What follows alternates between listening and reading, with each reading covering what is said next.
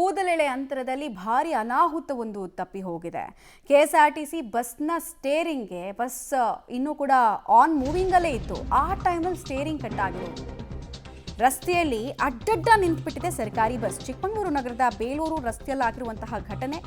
ನೆಲದಿಂದ 1.5 ಅಡಿ ಎತ್ತರಕ್ಕೆ ಆ ಬಸ್ ಜಿಗಿಯೋದು ಕಾಣಿಸುತ್ತೆ ಸಿಸಿಟಿವಿಯಲ್ಲಿ.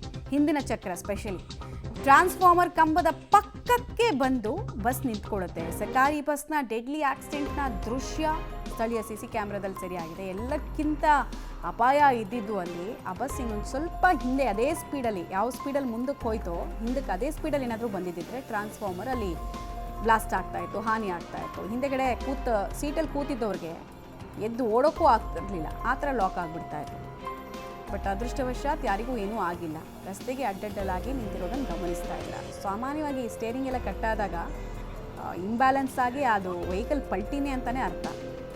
ಇಲ್ಲಿ ಪಲ್ಟಿ ಆಗಿಲ್ಲ, ಅಡ್ಡಡ್ಡ ನಿಂತಿದೆ.